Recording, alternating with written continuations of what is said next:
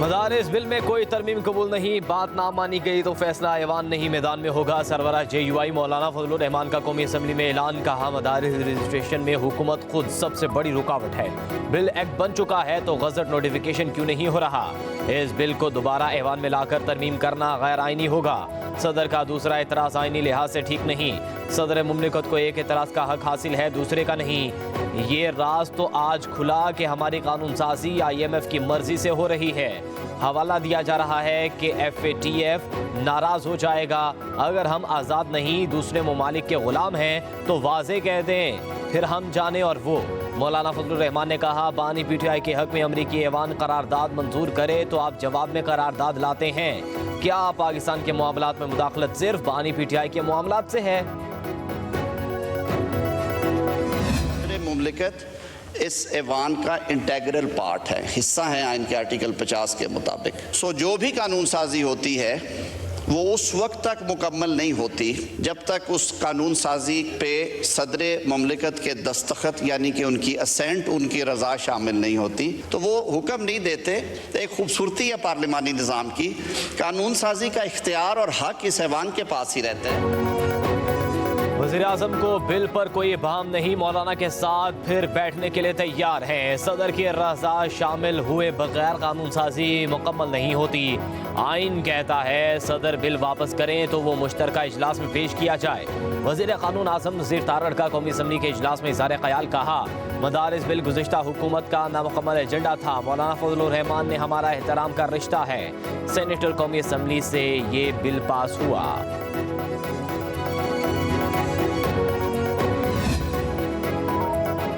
खालिद मकबूल सिद्दीकी की क़यादत में MKM के वफ़द की मौलाना फजलुर रहमान से मुलाकात। मदारिस बिल और सियासी सूरत हाल पर तबादला ख्याल।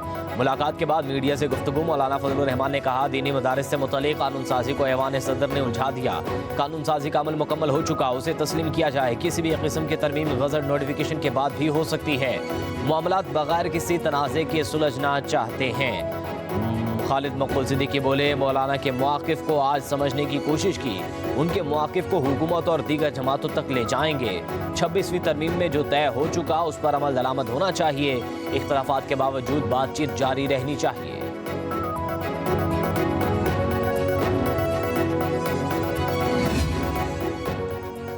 पाकिस्तान तहरीक इंसाफ के रहनुमाओं की दरख्वास्त पर बानी PTI ने सिविल नाफरमानी की तहरीक कुछ रोज़ के लिए मुअत्तल कर दी। अलीमा खान के मुताबिक बानी PTI ने कहा है कि उन्हें मुल्क की फ़िक्र है। थोड़े दिन इंतज़ार कर लेता हूँ। बानी PTI ने 2 मुतालबात देकर पार्टी रहनुमाओं को हुकूमत की तरफ भेजा है। अगर मुतालबात ना माने गए तो सिविल नाफरमानी की कॉल दूंगा।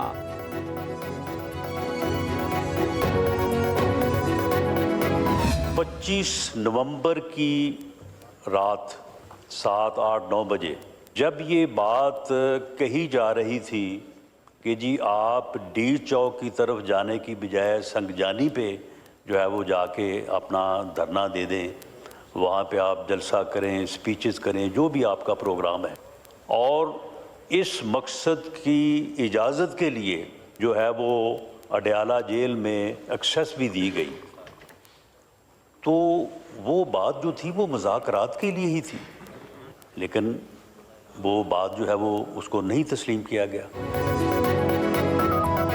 राना सनाउल्लाह ने PTI को हुकूमत से मुज़ाकरात की दावत दे दी। कहते हैं जब तक अपोजिशन लीडर और कायदे ऐवान बैठकर मुकालमा नहीं करते ये निज़ाम नहीं चल सकता। कौमी असम्बली में इज़हार ख़याल करते हुए कहा, मुस्बत पैगाम के साथ अमली इक़दाम भी ज़रूरी है।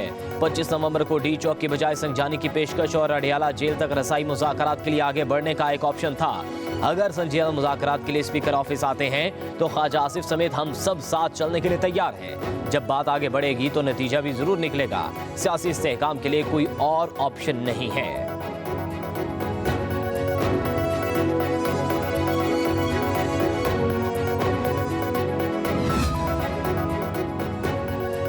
चेयरमैन PTI बैरिस्टर गौहर हुकूमत से मुज़ाकरात के लिए पुरुमीद। कहते हैं बातचीत से आगे बढ़ेंगे, मसाइल पार्लिमान में पेश करूंगा, तमाम मसाइल अच्छे तरीके से हल करने की कोशिश करेंगे। सियासी मसाइल का हल सियासी तरीके से ही तलाश करना होगा।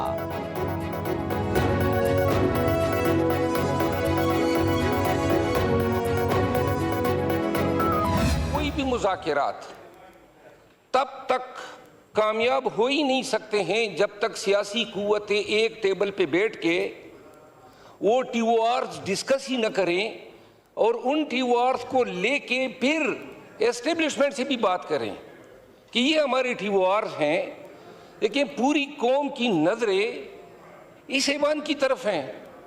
यानी फरिश्ते तो नहीं आएंगे हमारे बीच बात करने के लिए। ख्वाजा आसिफ साहब मौजूद हैं और बड़ा एहतराम है मेरे दिल में, लेकिन इनकी ज़बान भी आग उगलती है। शेर अफजल मरवत ने मुज़ाकरात के लिए हुकूमत को कमेटी बनाने का मशवरा दे दिया। कहते हैं जब तक मिल बैठेंगे नहीं मुज़ाकरात तब तक कामयाब नहीं हो सकते।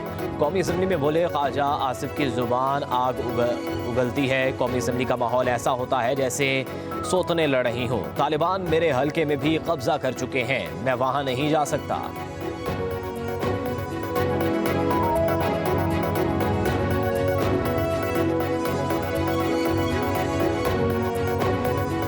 जहाँ तक मेरे भाई ने मेरे मुतल्लिक़ कहा कि मेरी ज़बान भी आग उगलती है, बिल्कुल ठीक कहा उन्होंने।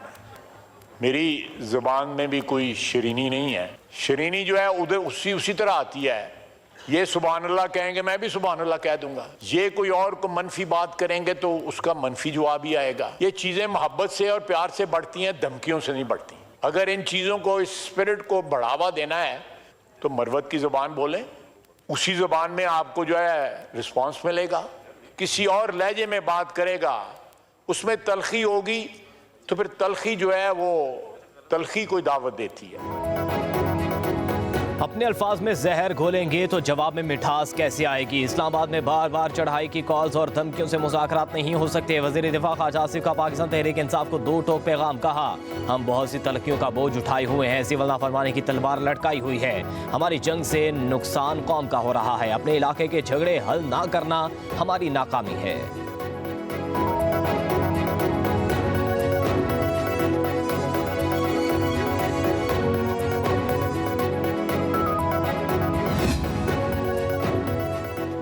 मुज़ाकरात चाहते हैं तो मुज़ाकरात का माहौल भी तो बनाना होगा। बानी PTI पर गोलियां चलें तो हमने अपना जलसा मंसूख किया।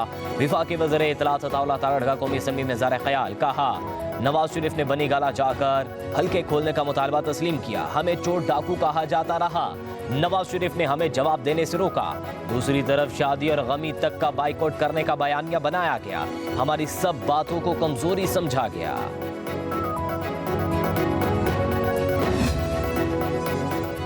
वज़ीर आज़म शहबाज शरीफ कहते हैं कि UAE के ताउन के बगैर IMF प्रोग्राम मुकम्मल नहीं हो सकता था।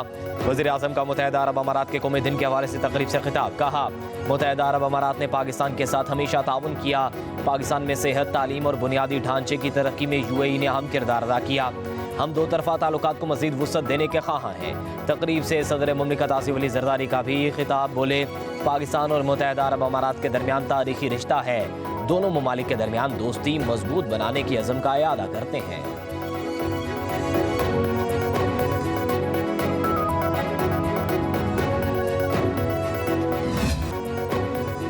शरह सूद में कमी से सरमायाकारी बढ़ेगी। पॉलिसी रेट 22% से कम होकर 13% पर आ गया। वज़ीर आज़म शहबाज शरीफ का वफाकी काबीना के इजलास से खिताब। कहा यूनान कश्ती हादसे में 5 पाकिस्तानी जाँ बहक हुए। इंसानी स्मगलिंग एक बड़ा चैलेंज है, इससे निपटने के लिए आला सतह इजलास मुनक्किद हुआ।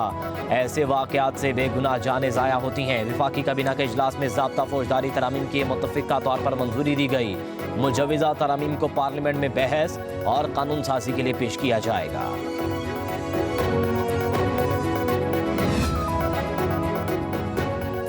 आगरा ने रवा वाली साल के लिए गैस की कीमत बढ़ाने की मंजूरी दे दी। सुई नॉर्दर्न के लिए गैस की कीमत में 8.71%, सुई सदर्न के लिए कीमत 25.78% बढ़ा दी गई। सुई नॉर्दर्न के लिए 1,778 रुपये 35 पैसे फी MMBTU, सुई सदर्न के लिए 1,762 रुपये 51 पैसे फी MMBTU मुकर्रर करने की मंजूरी दी गई। इजाफा वफाकी हुकूमत को भेज दिया गया। हतमी फैसला वफाकी हुकूमत की एडवाइस के बाद होगा।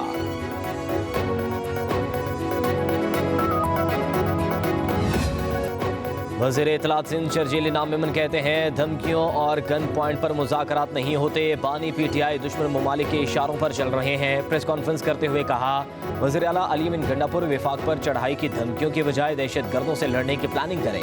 खैबर पख्तूनख्वा के हालात ख़राब हैं। वज़ीर आला के अमन व अमान की बेहतरी के इक़दामात पर तवज्जो देनी चाहिए।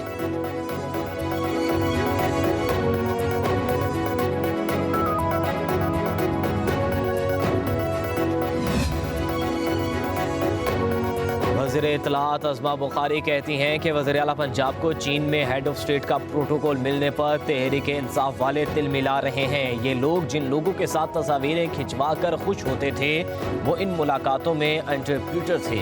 कहा पंजाब और चीनी हुकूमत के दरमियान $50 करोड़ के मुआहदों से मनसूबे की मईशत और आवाम की फलाह में नुमाया बेहतरी लाएंगे। अरकान असम्बली की तनख्वाहों में इजाफे से मुतलिक बोली, 1,90,000 तनख्वाह में गुजारा कैसे किया जा सकता है।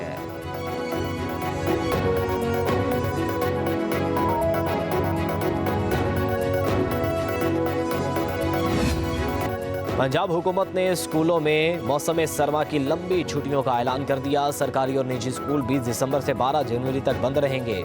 सिंध में तालीमी इदारों के लिए 21 दिसंबर से 31 दिसंबर तक तातीलात का ऐलान।